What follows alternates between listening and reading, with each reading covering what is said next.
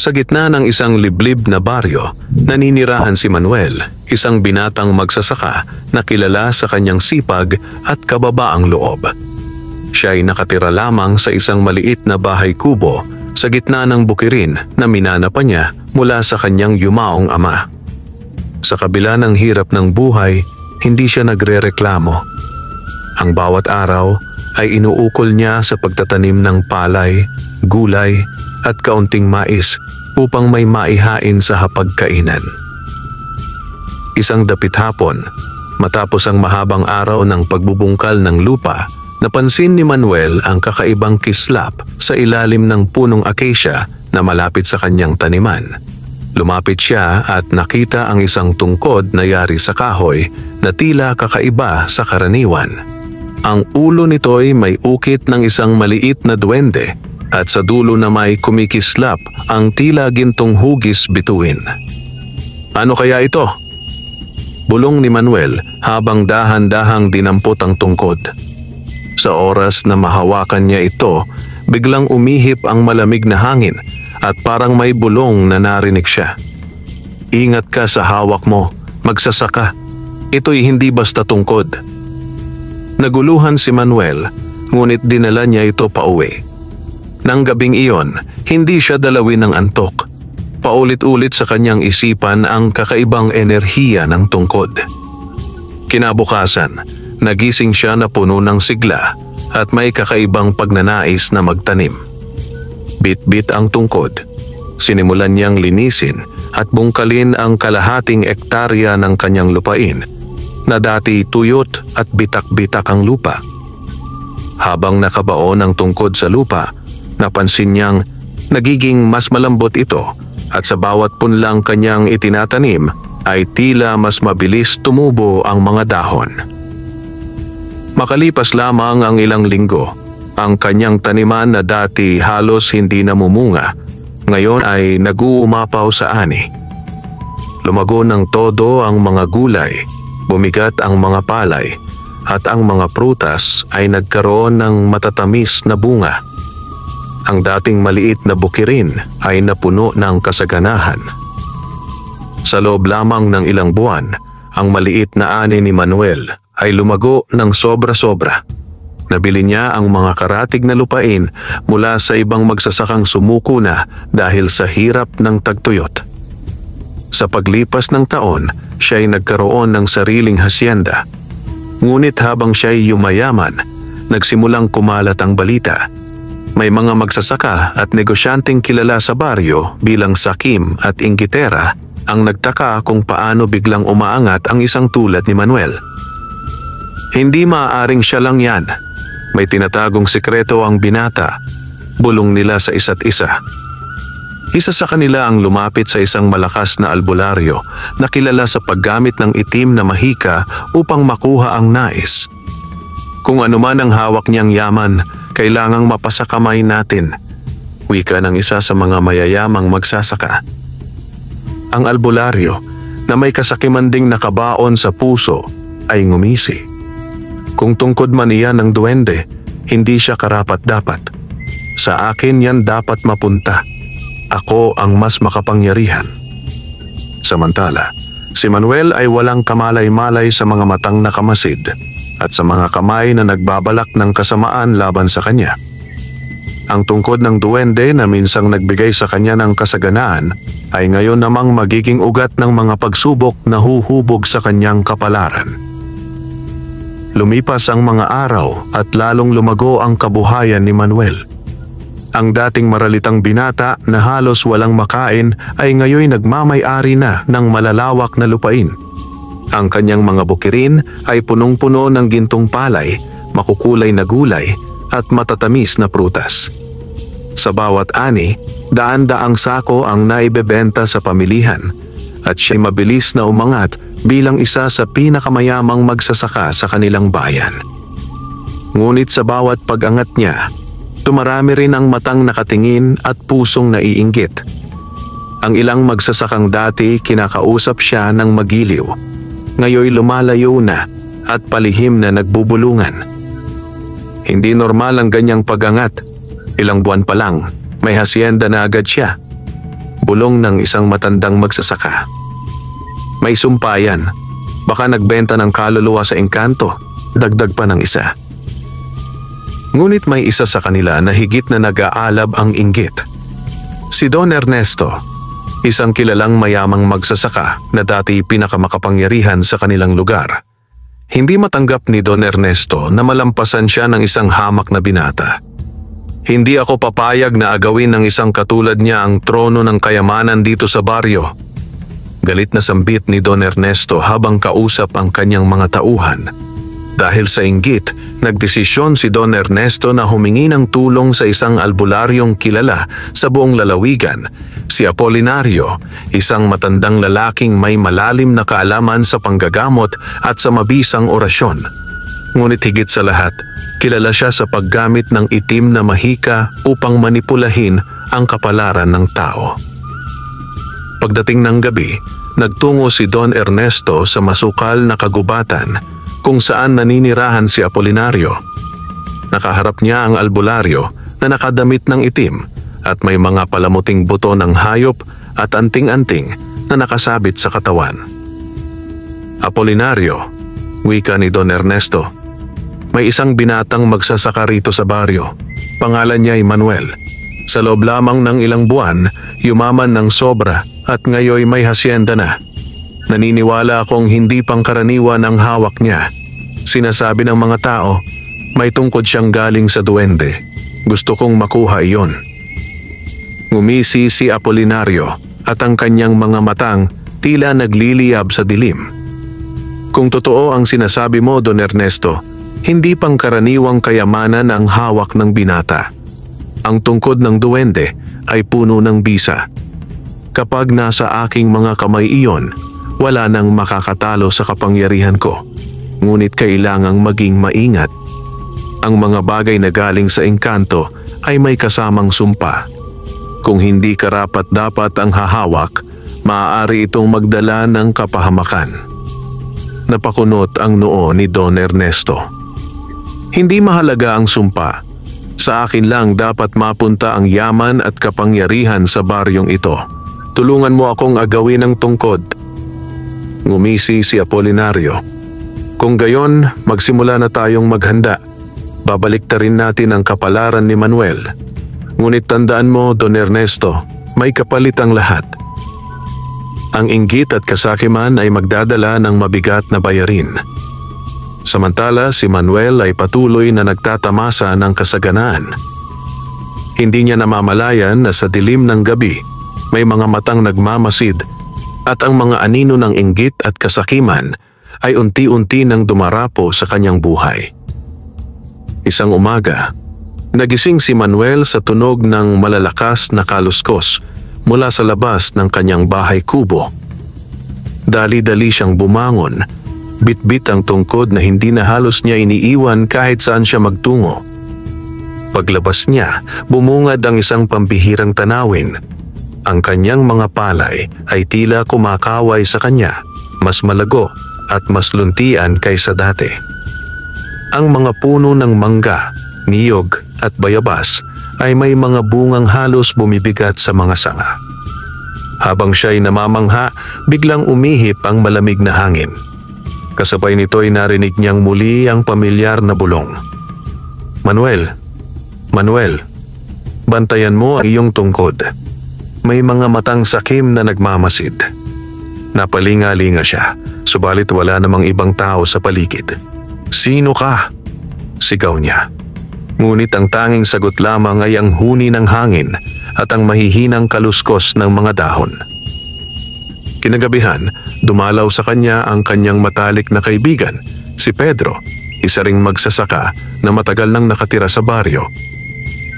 Manuel, anya habang nakaupo sa bangkito.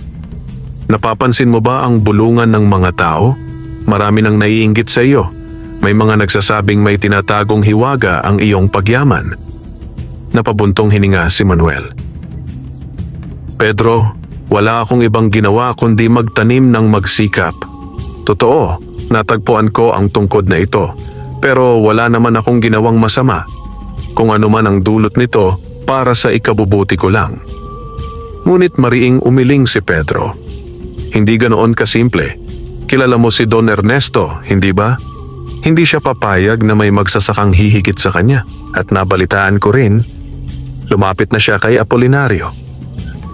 Napakurap si Manuel sapagkat alam niya ang reputasyon ni Apolinario. Ang albularyong iyon?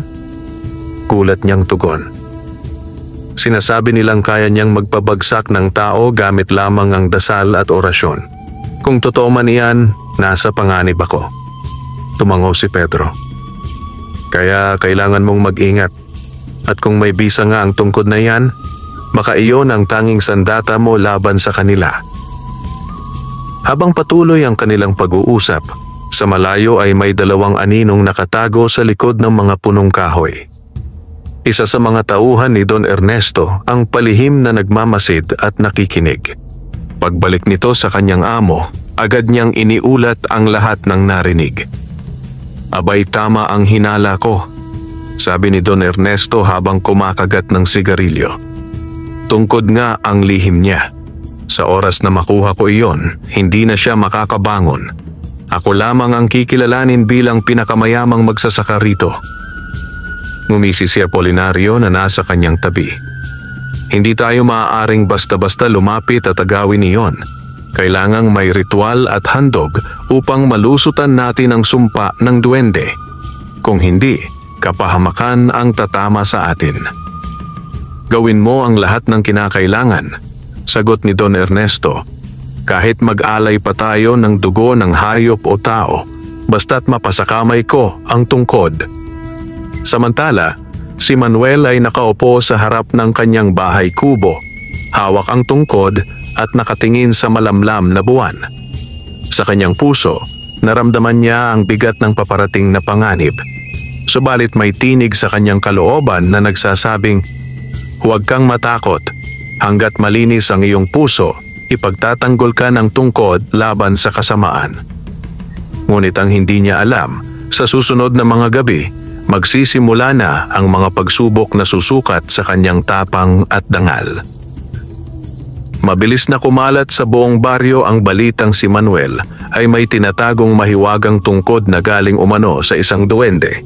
Habang dumarami ang umaasang makikitang muli ang dating simpleng binata na marangal at mapagkumbaba, mas lalo namang nagiging marahas ang mga bulungan ng mga naiinggit. Sa gitna ng mga inggit at tsismis, tahimik lang si Manuel.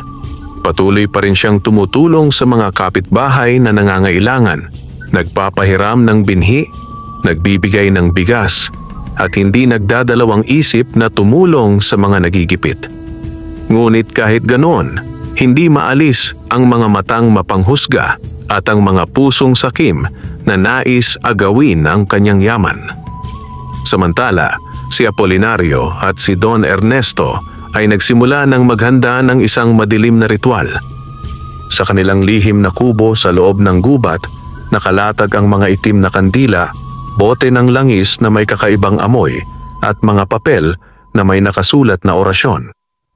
Upang masira natin ang proteksyon ng tungkod, kailangan nating mag-alay ng dugo, wika ni Apolinario habang nakatingin sa isang itim na manok na hawak ng kanyang alalay. Sa bawat patak ng dugong ito, mabubuksan ang daan upang pasukin ng kadiliman ang buhay ng binata. Hinawakan ni Don Ernesto ang balikat ng albularyo. "Gawin mo. Wala akong pakialam kung sino pa ang madadamay. Ang mahalaga, mapasakamay ko ang tungkod."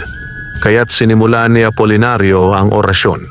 Habang pumapatak ang dugo ng manok sa lupa, umihip ang malamig na hangin at biglang nagdilim ang paligid. Tila may mga matang nagmamasid mula sa anino ng kagubatan. Ang ritual na iyon ang naging simula ng pagbukas ng daan para sa unang pagsubok ni Manuel. Kinagabihan, habang si Manuel ay mahimbing na natutulog sa kanyang kubo, bigla siyang nagising sa kakaibang kaluskos. Sa una, inakala niyang hangin lamang iyon, ngunit nang lumabas siya, nakita niya ang kanyang mga pananim na tila natutuyo at nalalanta. Ang mga dahon ng palay ay unti-unting nagiging dilaw, ang mga punong dati hitik sa bunga ay biglang nalalagasan. Dali-dali niyang itinarak ang tungkod sa lupa. Sa kanyang pagkagulat, biglang kumislap ito ng liwanag at isang mahiwagang enerhiya ang kumalat sa buong bukirin.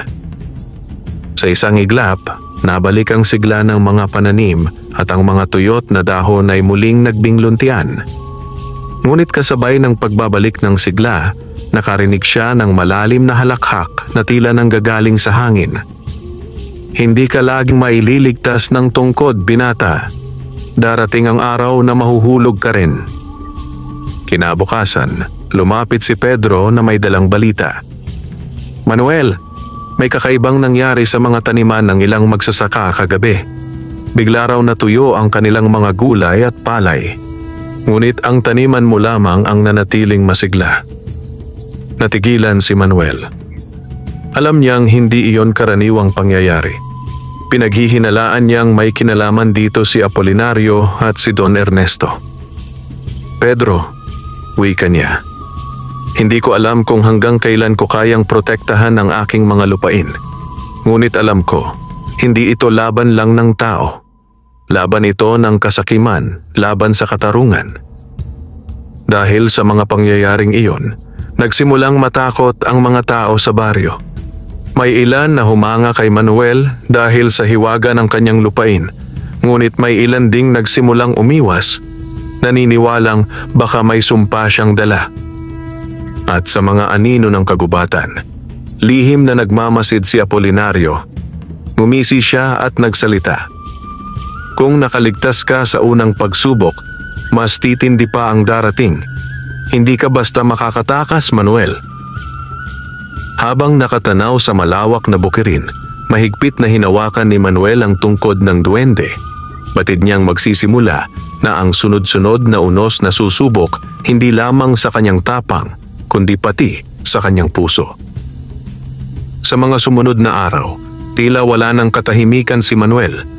Kahit pa masagana ang kanyang ani at buo ang suporta ng ilang kapitbahay, dama niya ang bigat ng paparating na panganib. Hindi na rin siya mapakali sa tuwing hahawak sa mahiwagang tungkod. Parang may malamig na enerhiyang umaagos mula rito patungo sa kanyang mga kamay na wari nagbibigay babala. Habang abala siya sa pagbibilang ng mga sako ng palay isang hapon, dumating si Pedro, pawis na pawis at hingal na hingal. Manuel! Sigaw nito. Narinig ko sa pamilihan, si Don Ernesto raw ay nag-iipon ng tauhan. May mga sundalo at matitikas na lalaki na inuutusan niyang magbantay. At higit sa lahat, si Apolinario raw ay nagbabalak ng mas malakas na ritual laban sa iyo. Natigilan si Manuel at napakapit sa tungkod. Kung totoo ang narinig mo, ibig sabihin, hindi lang ito simpleng inggit. Gusto na nila akong wasakin ng tuluyan. Hindi lang iyon, dagdag ni Pedro. May mga balitang ikinalat si Don Ernesto. Pinapaniwala niya ang mga tao na ang kasaganaan mo'y galing sa kasunduan mo raw sa masasamang espiritu. Marami na ang natatakot, Manuel. May ilan pang nagsasabing hindi ka dapat pagkatiwalaan. Napayuko si Manuel, mabigat ang dibdib. Lahat ng ito'y dulot ng kanilang kasakiman. Kung sana'y pinili nilang magsikap, hindi sana nila ako itinuturing na kaaway. Samantala, sa malaking bahay ni Don Ernesto, nagsasama-sama ang mga tauhan niya. Nakalatag sa mesa ang mapa ng baryo at ang mga lupain ni Manuel. Dito tayo magsisimula, wika ni Don Ernesto, habang tinuturo ang hangganan ng hasyenda. Sirain ninyo ang mga pananim niya. Sunugin ang kanyang mga kamalig at ipakalat pa na siya ay may kasunduan sa demonyo. Kapag bumagsak ang kanyang pangalan, mas madali na nating makukuha ang kanyang lupain. Ngumisi si Apolinario at tinagdagan ang plano. Habang pinupuksa ninyo ang kanyang ari-arian, ako naman ang hahanap ng paraan upang sirain ang mismong bisa ng kanyang tungkod. Sa tulong ng mga nilalang na aking kinokontrol, mawawalan siya ng proteksyon. At kapag mahina na siya, saka natin siya haharapin. Magaling! Sabik na tugon ni Don Ernesto. Kapag napasa kamay ko na ang tungkod na yon, Wala nang makakapalag sa akin sa buong lalawigan. Kinagabihan, muling nagising si Manuel sa malamig na hangin. Ngunit sa pagkakataong ito, mas malinaw na ang tinig ng bulong. Manuel, huwag kang matakot. Ang tungkod ay hindi lamang sa iyo, kundi sa lahat ng marangal na magsasaka.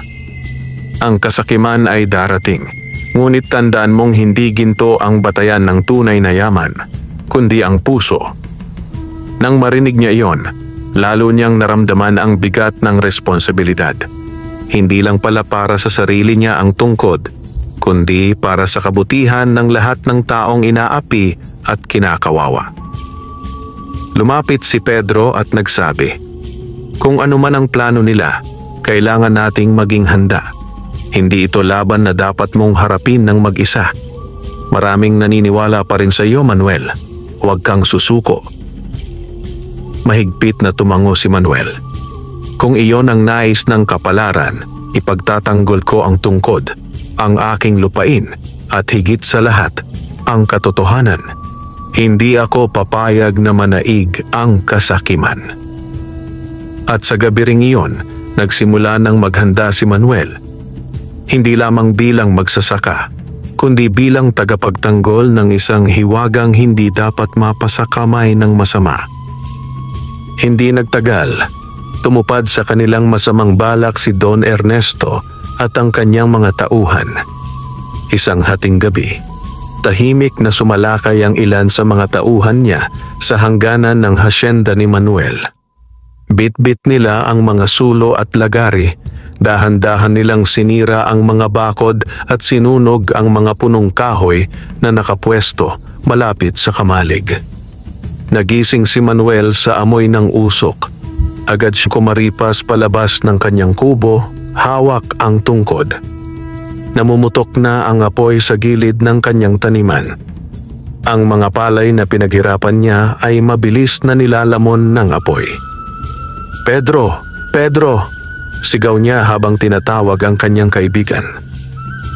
Mabilis na dumating si Pedro kasama ang ilang magsasaka. Bitbit nila ang mga balde ng tubig at basang sako upang apulahin ang apoy. Ngunit habang pinipilit nilang kontrolin ang lagablab, may mga taong nakamaskara na nagtatago sa dilim, mga tauhan ni Don Ernesto na siyang nagsindi ng apoy. "Mga hayop kayo!" sigaw ni Pedro nang makita ang mga anino. "Kayo ang may gawa nito." Ngunit bago pa man siya makalapit, biglang bumagsak mula sa itaas ang isang aninong tila mabigat at malakas. Isang halimaw na tinawag ng orasyon ni Apolinario. Ang nilalang ay mataas, may maitim na balat at mapupulang mata. Humahalinghing ito na parang baboy ramo, ngunit mas malaki at nakakatakot. Napaluhod sa takot ang ilang magsasaka. "Engkanto! Engkanto!" sigaw nila. Agad na tinindigan ni Manuel ang kanyang sarili. Itinarak niya ang tungkod sa lupa at mula roon ay lumabas ang bughaw na liwanag na kumalat sa paligid. Ang liwanag na iyon ay tila humigop ng lakas mula sa apoy, kaya't biglang bumagal ang pagkalat ng lagablab. Ngunit hindi pa doon natatapos ang lahat. Ang halimaw na nilikha ni Apolinario ay lumapit, umatungal, at nagtatangkang wasakin si Manuel. Hinampas niya ito gamit ang tungkod. Sa unang hampas, napaatras nilalang, ngunit agad itong bumangon at sumugod muli. "Pedro, ilayo mo ang mga tao!" sigaw ni Manuel habang patuloy na nakikipagbuno. Sa ikatlong hampas ng tungkod, bumalot ang bughaw na liwanag sa buong nilalang. Nang ilabot ito, nagnitngit at unti-unting naglaho kasabay ng usok. Ang mga magsasakay nagsigawan sa tuwa, ngunit alam nilang hindi iyon ang huling pagsubok. Sa kabilang banda, habang minamasdan ni Don Ernesto at Apolinario mula sa malayo ang nagaganap, galit na galit si Don Ernesto. "Bakit hindi natin siya mapabagsak?" singhal niya. Ngumisi si Apolinario. "Hindi pa ito ang katapusan. Ang nilalang na iyon ay pagsubok lamang. Ngunit napansin mo ba? Sa bawat paggamit niya ng tungkod, mas lumiliwanag ito. At kapag dumating ang oras na maubos ang lakas nito, saka natin siya tuluyang mapapabagsak. Ngumisi si Don Ernesto, puno ng kasakiman. Kung ganoon, palalakasin pa natin ang mga ritual. Hindi ako titigil hanggang hindi napapasa kamay ko ang tungkod na iyon. Samantala, si Manuel ay nakaupo sa gilid ng nasunog na taniman, habol ang hininga. Sa kanyang kamay, mahigpit niyang hinawakan ang tungkod. Sa kanyang isipan, paulit-ulit na bumabalik ang babala ng hangin. Darating ang araw ng pinakamalaking pagsubok, Manuel, at doon mo malalaman kung hanggang saan ang halaga ng iyong puso. Naramdaman niya ang takot, ngunit higit dito, naramdaman niya ang paninindigang hindi susuko. Kahit gaano pa kalaki ang halimaw na iharap sa kanya, ipagtatanggol niya ang kanyang lupain at ang kapalaran ng mga magsasakang umaasa sa kanya. Makalipas ang ilang araw matapos ang sunog at ang pag-atake ng nilalang na isinugo ni Apolinario, nanumbalik ang katahimikan sa hasyenda ni Manuel. Ngunit sa kabila ng panlabas na payapa, alam niyang hindi pa tapos ang lahat. Sa bawat gabing dumadaan, lalong nagiging mabigat ang enerhiya ng hangin. Tila may mga matang nakatanaw sa kanya mula sa dilim. Isang gabi, muling nagpakita sa panaginip ni Manuel ang isang duwende. Maliit itong lalaki, singlaki lamang ng dangkal, nakasuot ng pulang sombrero at may bitbit na gintong lampara. Matingkad ang mga mata nito, tila nagliliyab sa apoy.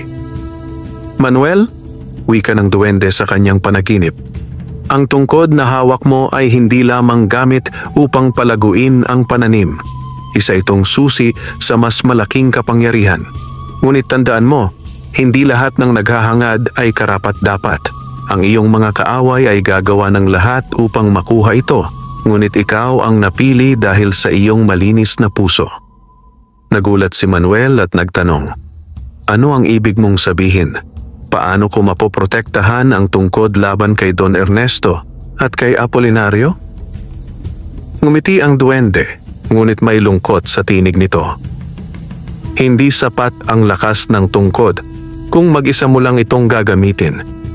Kailangan mong hanapin ang bato ng biyaya na nakatago sa pusod ng kagubatan. Ang bato ang siyang magpapatibay sa tungkod at magbibigay ng proteksyon laban sa masasamang orasyon. Ngunit mag-ingat ka sapagkat binabantayan ito ng mga nilalang na hindi basta-basta nagagapi." Nagising si Manuel, na pawis, nanginginig ang katawan. Kinabukasan, agad niyang ipinagtapat ang kanyang panaginip kay Pedro. "Pedro, kailangan kong hanapin ang bato ng biyaya. Kung totoo ang sinabi ng duwende, iyon lang ang paraan para hindi mapasakamay ng kasamaan ng tungkod." Nagalinlangan si Pedro. "Ngunit Manuel, alam mo namang mapanganib ang pusod ng kagubatan. Maraming kwento ng mga taong hindi na nakabalik matapos pumasok doon." Humigpit ang hawak ni Manuel sa kanyang tungkod. "Kung hindi ako kikilos, mas mapanganib. Kapag napunta kay Don Ernesto at kay Apolinario ang tungkod na ito, hindi lang ako ang mamamatay, kundi pati ang buong baryo. Hindi ako papayag." Sa hapon ding iyon, nagsimula silang maghanda. Nagdala sila ng tubig, pagkain at ilang gamit upang makaligtas sa kakahuyan. Ngunit bago sila makalayo, isang matandang babae ang lumapit. Siya si Lola Sabel, kilalang manghuhula sa baryo. "Manuel, Anya, narinig ko ang plano mo. Mag-ingat ka. Ang kagubatan ay hindi basta lugar. May mga espiritong nagbabantay roon. Ngunit dahil hawak mo ang tungkod ng duwende, malaki ang posibilidad na tanggapin ka nila. Tandaan mo lamang, huwag mong hahayaang lamunin ka ng takot at huwag mong ipagkakanulo ang iyong puso." Tumango si Manuel at nagpasalamat. "Maraming salamat, Lola Sabel. Hindi ko po sasayangin ang inyong babala." Samantala, sa kabilang panig ng baryo, hindi rin natutulog si Apolinario. Sa tulong ng kanyang madidilim na orasyon, nakita niya ang mga pangitain ng paglalakbay ni Manuel at Pedro. Bato ng biyaya, bulong ni Apolinario. Kung iyon ang kanilang hinahanap, kailangan kong maagapuhan bago sila makarating. Kapag nakuha ko ang batong iyon, wala nang kapangyarihan ang tungkod laban sa akin. Nangiti si Don Ernesto. Kung ganoon, magpapadala tayo ng mga tauhan. Hindi natin sila hahayaang mauna. Sa pagkakataong ito, titiyakin kong si Manuel ay tuluyang mawawasak. At nagsimula na ang patagong pag-usig. Isang labanang hindi lang tungkol sa lupa o kayamanan, kundi tungkol sa kapangyarihang maaaring magbago ng buong bayan. Madilim pa lamang ay nagsimula nang maglakad sina Manuel at Pedro patungo sa kagubatan. Tahimik ang buong paligid. Tanging huni ng mga kuliglig at langit-ngit ng mga tuyong sanga ang naririnig sa bawat hakbang nila. Bit-bit ni Manuel ang tungkod ng duwende, habang si Pedro naman ay may dalang gulok na pamputol ng mga sanga at panlaban kung sakali mang may sumalakay. Habang papalalim sila sa kagubatan, unti-unti nilang napansin na nag-iiba ang paligid. Ang mga puno ay mas nagiging malalaki at ang kanilang mga ugat ay tila kumakapit sa lupa na wari mga kamay ng higanteng nakabaon. Ang hangin ay malamig, ngunit may halong bigat na nakapapangingilabot. "Manuel," bulong ni Pedro. "Parang ayaw ng kagubatan na makapasok tayo." Ngumisi si Manuel, ngunit bakas sa kanyang mga mata ang kaba. Kaya nga sinabi ng duwende na hindi ito basta-basta, pero hindi tayo pwedeng umatras.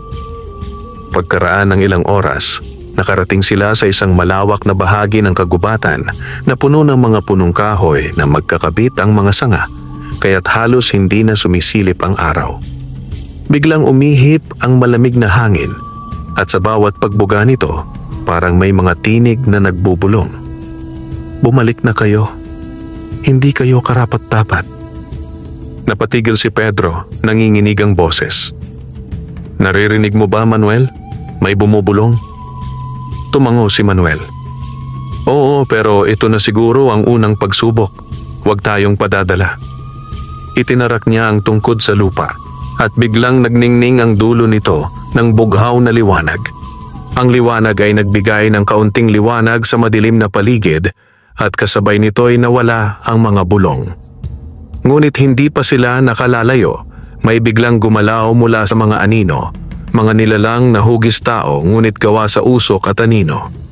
Pulang-pula ang kanilang mga mata at nakangangana para bang laging nagugutom. "Engkanto ng kagubatan," sigaw ni Pedro habang itinaas ang gulok. Agad na humarang si Manuel, itinaas ang tungkod at biglang lumabas ang liwanag na tila nagiging pader na pumigil sa mga nilalang.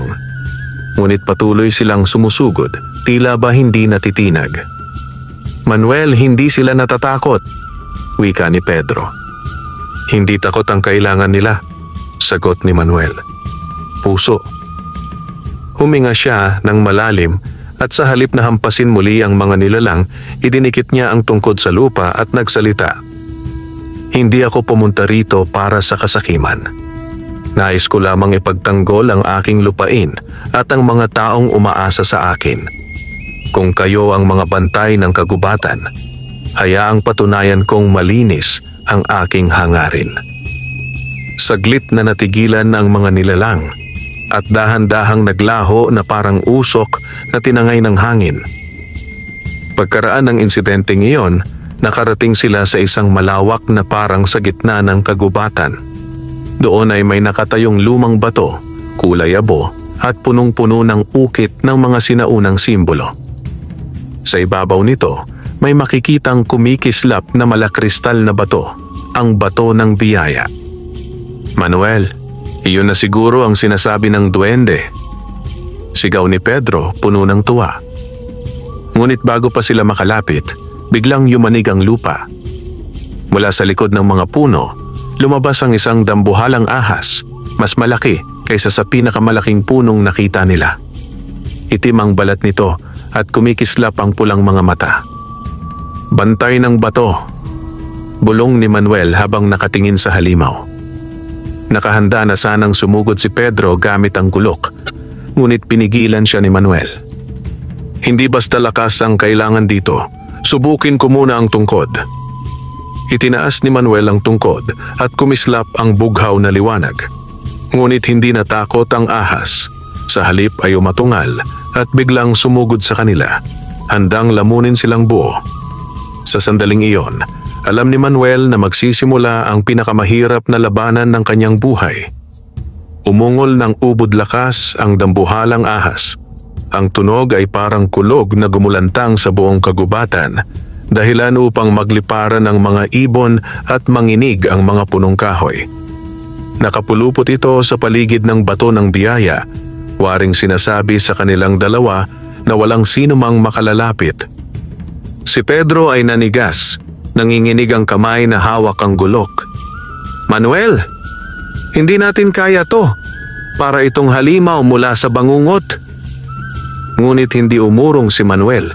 Itinaas niya ang tungkod ng duwende na ngayon ay kumikislap ng mas maliwanag kaysa dati. Kung ito ang bantay ng kagubatan, kailangan nating patunayan na karapat-dapat tayo. Hindi ito laban ng lakas lang, Pedro. Laban ito ng puso. Mabilis na sumugod ang ahas. Bumuka ang bunganga na kasiya ang dalawang tao. Agad na itinutok ni Manuel ang tungkod at mula rito'y lumabas ang bughaw na sinag na humarang sa bibig ng halimaw. Tumilapon si Manuel sa lakas ng banggaan, ngunit hindi bumitaw sa kanyang tungkod. "Manuel!" sigaw ni Pedro habang tumakbo palapit upang tulungan siya. Tumindig si Manuel, sugatan ang braso ngunit matatag pa rin. "Huwag kang lumapit, Pedro. Ako ang dapat humarap dito." Huminga siya ng malalim at sa halip na sumugod, muling inusal ang kanyang hangarin. "Hindi ako nandito para sa kasakiman. Nais ko lamang protektahan ang aking lupain at ang aking mga kapwa magsasaka. Kung ako'y hindi karapat-dapat, hayaang ako'y lamunin ng kagubatan. Ngunit kung ako'y pinili, pahintulutan mo akong makuha ang bato ng biyaya." Saglit na huminto ang dambuhalang ahas. Ang mapupulang mata nito ay tila nagdilim, saka biglang lumiwanag ng kulay bughaw. Umikot ito sa paligid ng bato at imbes na sumalakay muli, dahan-dahan itong yumuko na parang nagbibigay pugay kay Manuel. "Manuel!" bulong ni Pedro, hindi makapaniwala. "Nakinig siya sa iyo." Dahan-dahang lumapit si Manuel sa bato habang nakamasid ang ahas na ngayoy hindi na nagbabanta. Inabot niya ang bato ng biyaya, isang kristal na kumikislap ng malagintong liwanag. Nang mahawakan niya ito, biglang lumiwanag ang buong paligid at tila umalingaw-ngaw ang tinig ng duwende. "Ikaw ang napili, Manuel. Ang puso mong malinis ay siyang susi. Ang tungkod at ang bato ay magiging isa, and walang kapangyarihan ng kasamaan ang makakadaig dito." Sa kanyang mga mata, nakita niyang ang bughaw na liwanag mula sa tungkod ay humalo sa gintong sinag ng bato. Nagningning ito ng husto at naging mas makapangyarihan kaysa dati.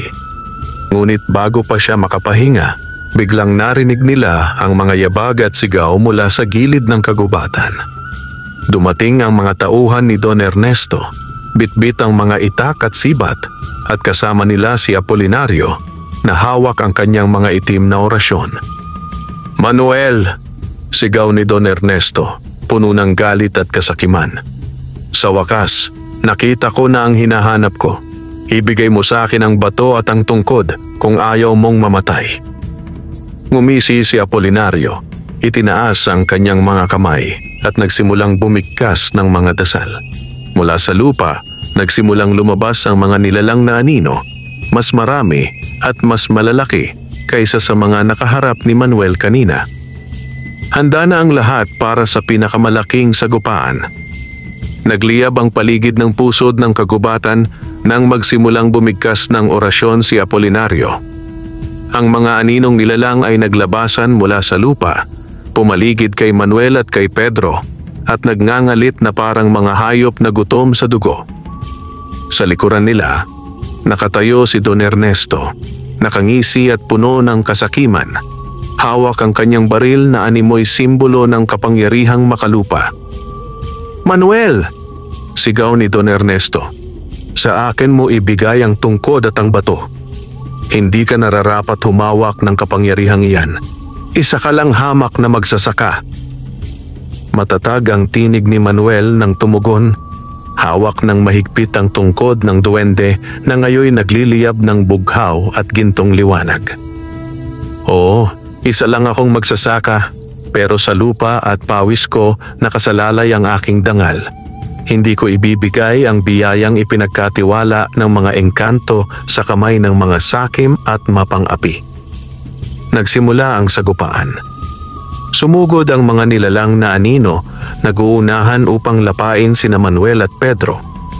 Agad na itinarak ni Manuel ang tungkod sa lupa at mula rito'y sumabog ang liwanag na nagmistulang pader na humarang sa mga anino. Ngunit patuloy ang pag-atake, kaya't gumamit si Apolinario ng mas malakas na orasyon. "Abat hindi mo na ito matatagalan, Manuel!" sigaw ni Apolinario habang pumipikit at nagsusunog ng mga papel na may ukit na sinaunang sulat. Mula sa apoy ay lumabas ang 3 dambuhalang nilalang. Isa'y may ulo ng kalabaw, isa'y mukhang buwitre, at isa na may tulad ng higanting aso. Napatigil si Pedro, nanginginig. "Hindi natin kaya ang mga yan, Manuel." Ngunit humigpit ang kapit ni Manuel sa kanyang tungkod at bato. "Pedro, tumayo ka sa likod ko. Hindi ko hahayaang manaig ang kasamaan." Itinaas niya ang tungkod at ipinagdikit ang bato ng biyaya. Biglang nagliwanag ang buong kagubatan na tila sumikat ang araw sa gitna ng gabi. Ang 3 nilalang ay napaungol, nagsipagtakbuhan at tuluyang naglaho. Ngunit hindi pa doon nagtatapos. Biglang sumugod si Don Ernesto. Itinutok ang baril kay Manuel at pinaputukan siya. Umalingaw-ngaw ang putok. "Manuel!" sigaw ni Pedro, halos mawala ng pag-asa. Ngunit nang tumama ang bala, nagliwanag ang tungkod at bato at parang umuntog lamang ito sa matibay na pader. Ang bala ay naglaho sa ere. Nanlaki ang mga mata ni Don Ernesto. "Imposible, wala nang mas makapangyarihan pa sa akin." Nagmamadaling lumapit si Apolinario, desperado. "Don Ernesto, ibigay mo sa akin ang tungkod. Ako ang makakakontrol dito." Sabay agaw niya kay Manuel, ngunit nang mahawakan niya ang tungkod, biglang nagliyab ito ng bughaw at gintong apoy. "Hindi ka karapat-dapat." Isang malakas na tinig ang umalingaw-ngaw mula sa mismong tungkod. Napasigaw si Apolinario habang tinutupok ng apoy. Sa isang iglap, siya'y naging abo na lamang na tinangay ng hangin. Naiwan si Don Ernesto, nanginginig, nakaluhod sa harap ni Manuel. Manuel, maawa ka. Huwag mo akong patayin. Ako'y nadala lamang ng inggit." Tinitigan siya ni Manuel. Malamig ang mga mata ngunit puno ng bigat sa dibdib. "Hindi ako katulad mo, Ernesto. Hindi ko kailangan ng dugo para magtagumpay. Ngunit tandaan mo, ang kasakiman ay laging may kabayaran." Itinaas niya ang tungkod at mula rito'y lumabas ang liwanag na bumalot kay Don Ernesto. Hindi siya namatay, ngunit bigla siyang nanghina, bumagsak, at sa muling paggising ay natagpo ang nagmamakaawa sa mga tao ng baryo. Wala nang kayamanang natira, wala nang kapangyarihang may pagmamalaki. Muling bumalik ang katahimikan sa kagubatan. Nakatayo si Manuel at si Pedro, hawak ang tungkod na ngayoy pinagsama ang liwanag ng bato ng biyaya. Sa paligid nila, tila nagsipagmasid ang mga punong kahoy, at sa hangin ay narinig nilang muli ang bulong ng duwende. "Natupad mo ang iyong tungkulin, Manuel. Ang tungkod at bato ay hindi para sa kasakiman, kundi para sa kapakanan ng lahat. Ipagpatuloy mo ang iyong pagiging marangal at huwag mong kalilimutan ang iyong pinagmulan." Sa kanilang pagbabalik sa baryo, sinalubong sila ng mga tao. Ang ilan ay humanga, ang ilan ay humingi ng tawad sa kanilang mga maling akala. At mula noon si Manuel ay hindi na lamang isang magsasaka, kundi naging tagapagtanggol ng kanyang bayan. Isang paalala na ang tunay na kayamanan ay hindi nasusukat sa ginto o sa lupa, kundi sa kabutihang taglay ng puso. Makalipas ang mga buwan, muling nanumbalik ang katahimikan sa baryo. Ang mga taniman ni Manuel ay lalo pang yumabong, hindi dahil sa kapangyarihan lamang ng tungkod at bato ng biyaya, kundi dahil sa sipag, pagtutulungan at pananampalatayang kanyang itinanim sa puso ng bawat magsasaka. Si Don Ernesto, na dating kinatatakutan at iginagalang dahil sa yaman, ay ngayoy isa na lamang ordinaryong tao. Ang kanyang mga tauhan ay nagkawatak-watak at ang kanyang mga ari-arian ay unti-unting nawala. Ngunit sa halip na gantihan siya, tinulungan pa rin siya ni Manuel. Binigyan siya ng kaunting lupain upang muling makapagtanim at mamuhay ng marangal. "Hindi ako iyong kaaway, Ernesto," sabi ni Manuel isang araw habang magkasamang nakaupo sa gilid ng bukid. "Ang kaaway natin ay ang kasakiman at inggit na bumabalot sa ating puso. Kung aalisin natin iyon, wala nang dahilan upang magbangayan." Napayuko si Ernesto, luhaan. "Manuel, hindi ko alam kung paano ko maibabalik ang lahat ng nagawa ko sa iyo. Ngunit salamat sa iyong kabutihan. Ngayon ko lamang naintindihan kung ano ang tunay na yaman." Samantala, si Pedro ay nanatiling tapat na kaibigan ni Manuel. Magkasama silang nagpatuloy sa pagsasaka at sa pagtuturo sa mga kabataan ng baryo tungkol sa halaga ng lupa, kalikasan at pagkakaisa. Sa bawat pag-ikot ng panahon, ang baryo ay lumago, hindi lang sa ani, kundi sa pagkakaisa ng mga tao. Ang mga bata ay lumaking may takot sa kasakiman at may paggalang sa kapwa. Ang tungkod ng duwende at ang bato ng biyaya ay nanatili kay Manuel, hindi bilang kayamanang dapat ipagyabang, kundi bilang sagisag ng pananampalataya at kabutihang asal. At tuwing dapit hapon, sa pag-ihip ng hangin, naririnig pa rin ang mahinang bulong. Hanggat ang puso ng magsasakay marangal, ang lupa ay magbubunga ng biyaya. Ang tunay na yaman ay hindi nasusukat sa dami ng lupa o ginto, kundi sa kabutihan ng puso, sa sipag, at sa pagmamahal sa kapwa. Ang kasakiman at inggit ay nagdadala ng pagkawasak, ngunit ang kabutihan at kababaang loob ay nagbibigay ng walang hanggang biyaya. Wakas.